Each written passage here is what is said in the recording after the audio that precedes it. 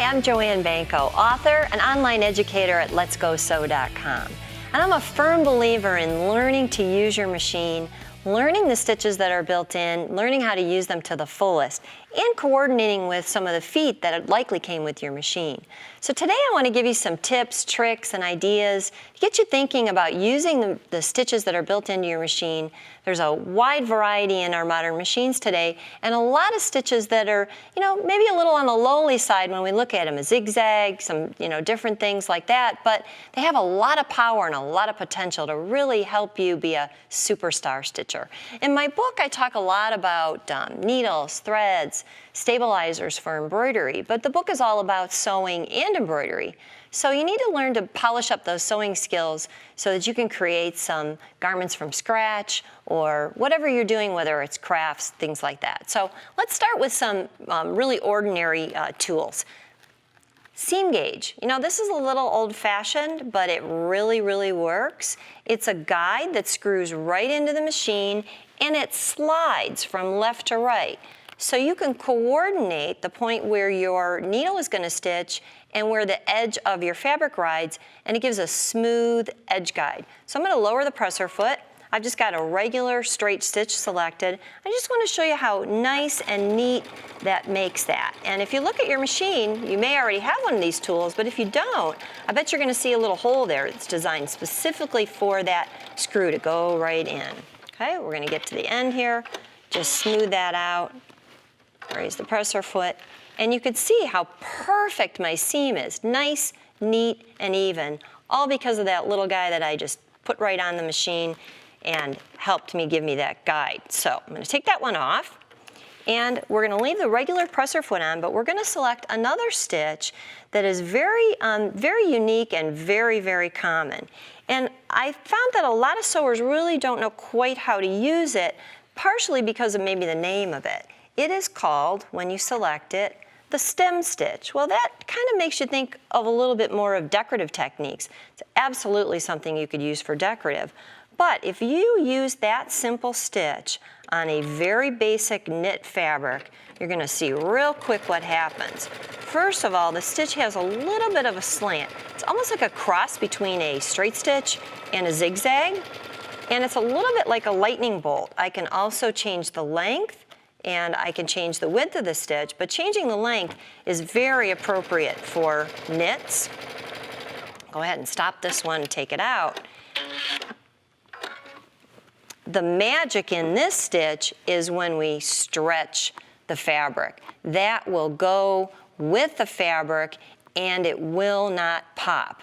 One more advantage, if we used a zigzag type stitch, when we open up the seam, we would find little puckers. Not with this stitch. It opens and presses perfectly, perfectly flat. So check in your machine, look and see if you have something that looks a little bit like a lightning bolt. If you do, you've got the stem stitch, and it's great not only for decorative work, but also for sewing and stretching knits.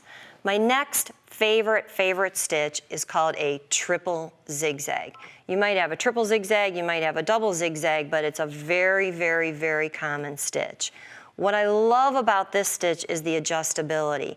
So if I make that stitch narrower and a little bit shorter, it has now become the ideal stitch for overcasting fine fabrics.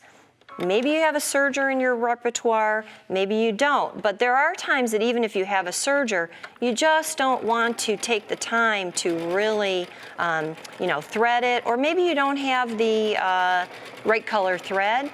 This stitch is pretty utilitarian, but it really does the job because it can be, again, changed. I can make that a little wider, make that a little longer, and it will give me total ravel resistance. That's what I need when I'm doing overcasting.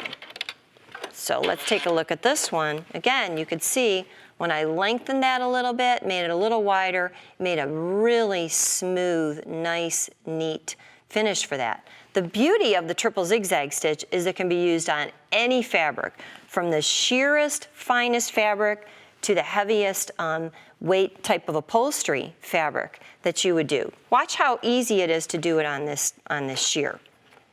Again, we're going to adjust if necessary, but it's going to keep that fabric from raveling, give us a nice, smooth finish.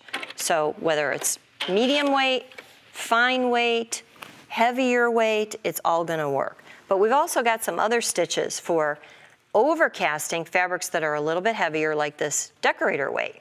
In that case, I'm gonna change the foot. I'm going to snap on a foot that we call the overcasting foot. And this foot is very uniquely designed. Get that snapped on, get my thread underneath. This stitch is very uniquely designed when we select a stitch that coordinates with it. I can see right on my screen it's telling me to use foot G, and it has a little guide right built into that toe. So now I'm gonna run the edge of my foot along the raw edge right where that guide is.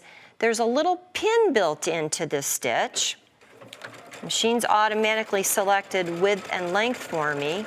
And literally, this is almost as close as you can get to a serger stitch because it is literally wrapping the thread around a pin, much like a serger does.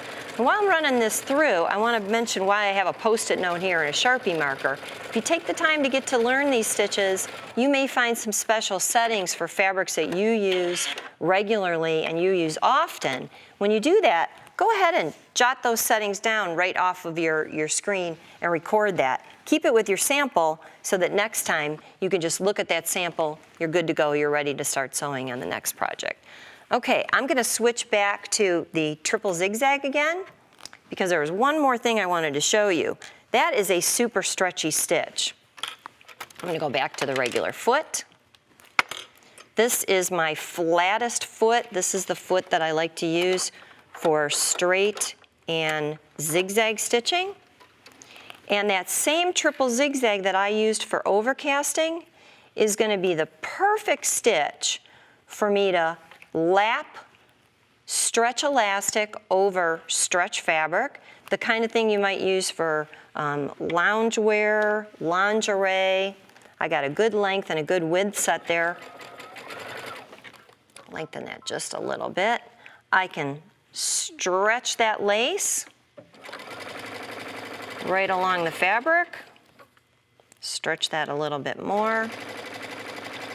And because this stitch takes 3 stitches each time it zigs and zags in that triple zigzag, we not only have really good coverage, we've got total elasticity.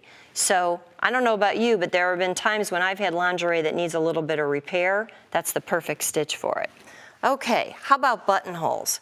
You've got special feet that help you with that. In this particular case, I have a foot where I snap the button right in, and then I simply snap the buttonhole foot on the machine. Select the buttonhole stitch. I have lots of different choices, lots of different shapes. We're just gonna do the basic here.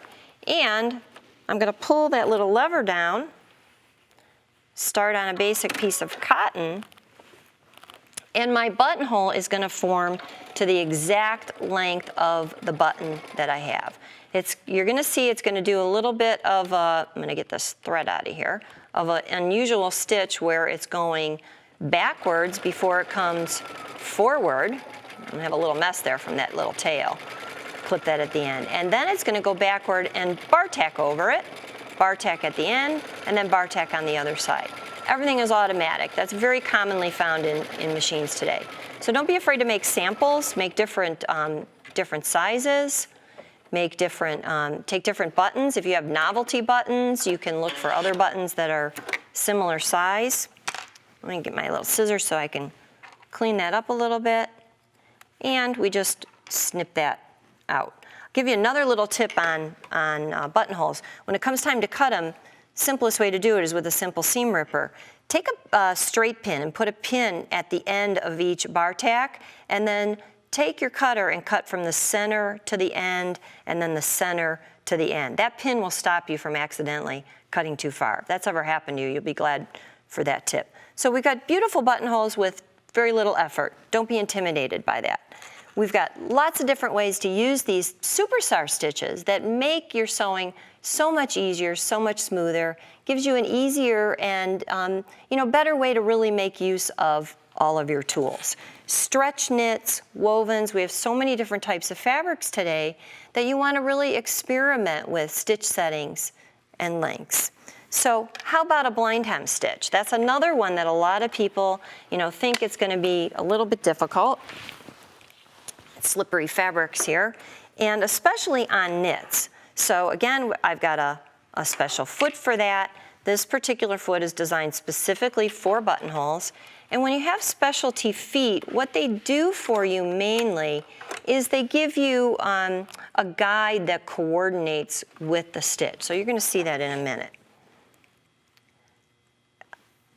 I meant to say blind hem, and I said buttonholes. So we're doing blind hem now. I'm going to do it on a knit fabric. I'm going to select the blind hem stitch, which is right here. I wanted you to just see for a second here, though, I've got two blind hems. So standard ordinary blind hem is the one here on the left. My stretch blind hem is on the right.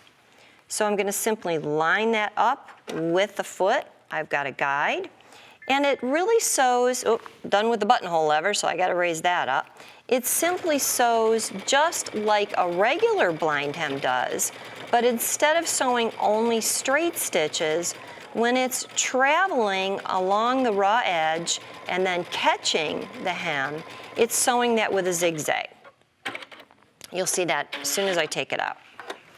Okay, so look at that. It sews little zigzags, jumps over, bites that fabric so that it just nips that fold. And the beauty of this, it's a stretch blind hem stitch. Check your machine, look and see what stitches you have, get lots of different fabric swatches out, make some samples.